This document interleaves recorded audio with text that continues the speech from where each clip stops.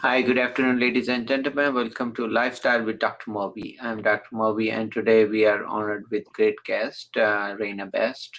Let's welcome Rayna. How are you? Hi, thanks for having me. Thank you for coming to our show. And Rayna is a book author for children, right? You write books Yes, for. Okay. So tell us a little bit about yourself. yes. Like Dr. Moby said, my name is Rayna Best. I am a children's book author focused on social emotional learning. And so, what I've done in these past 2 years is really focus on the needs of my children. And so, my first book is dedicated to my first daughter and her struggles with inclusion and self acceptance. And so, I really wanted to make sure that she knew that I am championing for her to step into who she is and have more confidence and self love. And so, with that, I decided that I wanted to create books for all my children. And so, my second book is called My Skin Has Shapes. And that is a book about skin discoloration and self love as well. And so, my second daughter, she has mild skin discoloration. And so, I'm just all about empowering our youth and making sure that they know that there's people out here that do support them in their needs. Right. Okay. First of all, that's an important topic. Second is, you're doing phenomenal work for kids, so a lot of authors are adult authors. So, but for kids, are very, I am always, glad to hear we have more great, books on kids. And these topics are very sensitive, these are sensitive, but it's important too because people could be have feeling neglected, or they feel left out, or they feel that they're not part of the group, so, Yeah. and that is important topic. So tell me a little bit about, I see that your life as an author, as a mother, as a wife. Where did you start writing? You always had in mind that you're gonna be writing, or it just happened? So I began my writing journey as a child as a way to escape some of the things that I went through that caused a bit of trauma. And so I would write as an escape. And once I reached adulthood, I kind of fell back from writing. But once I became a mother and I went through different ways to uplift my children, I realized that there aren't many books talking about the certain topics that I am now bringing to the forefront, which is ADHD and skin discoloration. So there are some books out there that promote these topics, but I feel like there needs to be more. And so that's where I took it upon myself to make books that will evoke that change. And we talk about skin discoloration. This is the one probably you've mentioned, right? That's the one that reflects Yeah. that. And then you have another one also for basically addressing some of the issues with this kind of emotional, right? Yeah. Yeah. Okay, yeah, that's very nice. And then tell me a little bit about, is that more common because of, in minorities, or is it because even other have kids have same problem? Yeah, well, it is a common problem across all nationalities, and skin discoloration can be caused by many different things. Mhm. The most popular one is when you lack the melanin cells within your body. That could be a cause, or it could just be many different things. And so it's not one fitting category. And so that's why I didn't want to make it a specific term for what exactly it is, because, there are people suffering for many different reasons why their melanin in their body is no longer there. Mhm. And then that is important topic to always for audience. So vitiligo could be the condition, which you Mhm. mentioned. There could be loss of melanin pigment, and that can cause this discoloration. And if they have invisible parts, then it could be very disheartening for some of the folks, because they could be bullied, or they could be having issues. And then I think you also touched a little bit on some ADHD. Yeah. So when my daughter, she was in daycare, and I worked at the daycare as well, I noticed there were a lot of children suffering from many different disabilities, but one of the main ones that I saw was ADD or ADHD.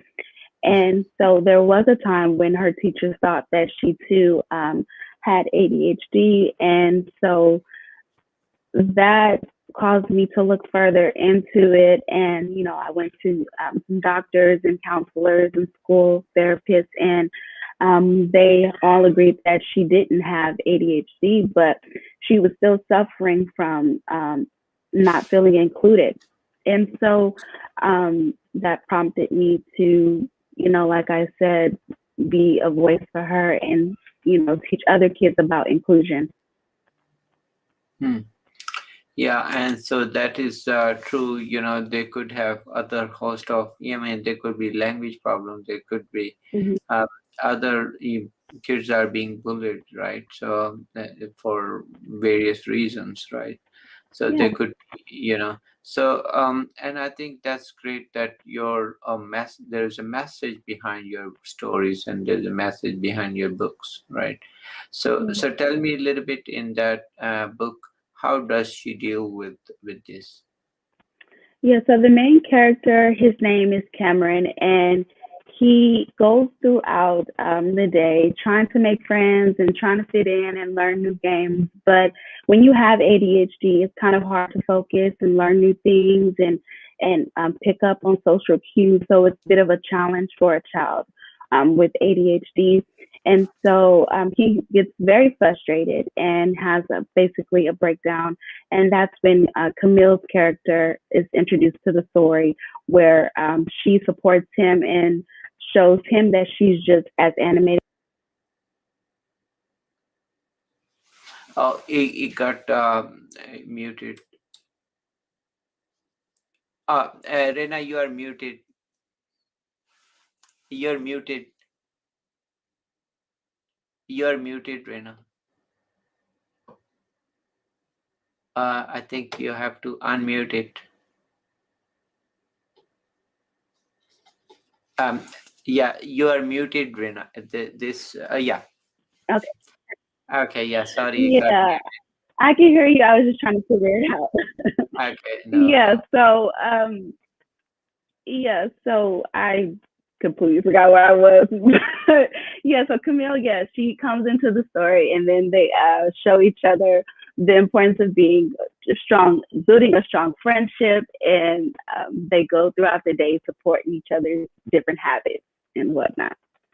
Okay, so they kind of, so your character basically they embrace it with the colors they have, and they kind of try to mix up with the crowd, right?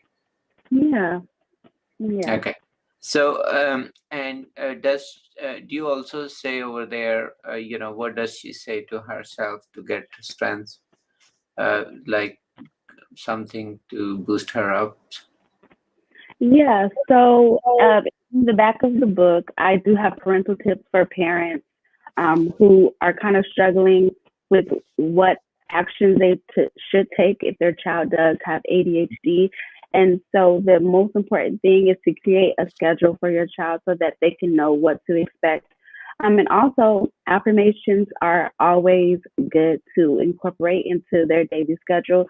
So have your child wake up and say a few positive things about them, as well as you yourself say some positive things daily throughout the day. So what I do for my daughter is, since she is in homeschool and she gets up and gets ready by herself, I make sure that with her breakfast that I've set up for her, I leave her a little a note of affirmation, reminding her of her beauty and her importance and value in the world. And so I think that's really important for, parents to do that as well and teach their kids self-love and how to regulate within them that self-love. Mhm, mhm. And that is important. So what you're saying is that you can have these small reminders to make them feel they are valuable, and then what you love about them, and so they feel stronger and they get strength from hearing from the parents, right? Yeah. Also tell me where the parents can find some of the resources for such problems. Yeah, so you can visit the CDC website where they have a plethora of different web information, keywords, and things like that that you can search for not only just ADHD, but for whatever disorder that your child may or may not have, whether it be autism, whether it be Asperger's, or whatever that they may suffer through. You visit the CDC and they have amazing articles that you can read through. That's true. So cdc.gov is a good website, good way to start.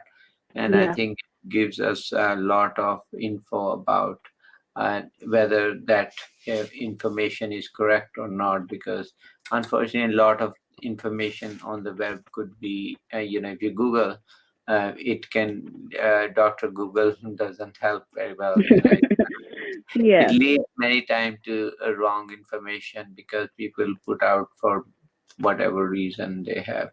And then so it's better to come basically get the authentic CDC website, and then basically come up with first you need to understand the problem. So, and for a lot of people it might be sad to even first to feel that their kid have a problem, and then second thing is to ask for help. They might be embarrassed, right? So they might yeah, feel they are different, and then they're left out, and they can't find any resources. So that's very important. Other thing is to make sure discuss with your doctor. See if they're ADHD or things that can be improved behavior wise. yeah, So seek the professionals whether they have language skills, whether they need hearing vision corrected, if they have sleep issues, so that a lot of sleep disorders I see in kids that manifest as actually ADHD. Also, the correlation with tonsils as well as weight. So those are all important topics to kind of be careful with. So, but you need medical attention, and they need to discuss with pediatrician or their doctor or family physician or whoever they are seeing, to discuss that. And there's definitely a solution for whether they do those therapists or so. I think it is available for sure. yeah, yeah, it is. Okay. Also, tell me a little bit about how was it when your kids saw this book? What was their reaction? So my daughter, she was extremely excited, and she came. The idea that she wanted the book to be a movie, a TV show, like all these grand different things. And she wanted this for Animated Like Me to be larger than life because she knew that it would touch many different kids around the world. And then my second daughter, she's 4, so I really didn't think she knew that the book was about her. But once I got the physical copy in my hands and I read it to her, and she said, "That's me." So I said, "Yeah, that is you. You're right." And so it's just good to be able to have that representation for them to kind of go back and feel special about. That must be very nice to feel that they have a book. Their mom wrote a book about them. Yeah, yeah. I mean, they can really tell their friends, "Oh, look, I'm special." So that is great. I think. So also tell me, what are your future projects coming? My future projects, there will be more books, of course, about ADHD and other topics. So I have another book coming out in the far future that will be about anxiety And so that will probably be out maybe next year. We're still working with the illustrator for that. And besides that, I am working with other different companies to kind of do motivational speaking for the youth and the kids to kind of just tell them about self love and self acceptance and inclusion. So that's what you can expect. Yes, very nice, very nice. Also, tell me, do you see also with minorities, I see a problem is education. A lot of kids are not completing their schools and so forth. So, what message do you like to, or how can we help? Well, that really is a problem within the community that has to be addressed, whereas it could be many different things, but it starts with the parents and their upbringing. And so, from the outside looking in, there's really nothing you can do besides what's being done right now is encouraging them to continue in school and be the example and set up programs for them to attend after school and extracurricular activities and better books and better food at lunch and just many different things that can be implemented for the child. But really, it's really up to the parents to really step in and be that leader and have a strong support system around them. Hmm. But book reading is kind of going away. I Yeah, see. Unfortunately for kids also, and it can really affect their language. I see a lot yeah, of time they're spending on iPads and all those gadgets, and then that device is talking to them, but they're not talking back. yeah, I'm sure they might have some apps in it where you can go back and forth, but if they keep just watching it, they don't talk, they never learn the language skills. So the book reading to kids probably it is going away, and unfortunately, sad part is not only is going to affect the language, but it's also going to affect a lot of other things too. Their uh, reading skills and so forth. So, is there? How can we help them writing more books and awareness? well, it's like I said, depends on the parents. And for example, they could set aside specific reading times, set an alarm on your phone. So I have an alarm on my phone for 2 o'clock. I know at 2 o'clock it's reading and art time. So you put down whatever it is that you're doing and you only focus on that reading that you're, whatever it is that you decide to read. And after that, we do art, we implement that. So just having that time to focus on those things. So, like you said, their language can improve and vocabulary as well. Vocabulary, and also I think it's way better than those gadgets, playing the Hmm. game. I mean, they're good too, but I think if they can do a lot of this practice, then that is going to help them all the way later on. So also tell me any for a lot of people, I think I saw previous First Lady Michelle Obama used to do a lot of reading for the children. So do you think it's a good idea to kind of encourage that for some volunteers to have that kind of reading? Yeah, and there's even a website called Storyline where they have like many different celebrities and public figures that read it. It's a free website, so parents could even implement that into their daily schedule. Mm. And that would be great. Rather Hmm. than playing video games, I think probably if they could do that, that would be excellent. Yeah, Also, tell me a little bit in your project, are you also writing anything about bullying? I considered it, um, and I that topic is very important, and I feel like there are a lot of books out there about it. I just haven't sat down and brainstormed what I would necessarily add to that category, but I could see myself doing something for bullying in the future.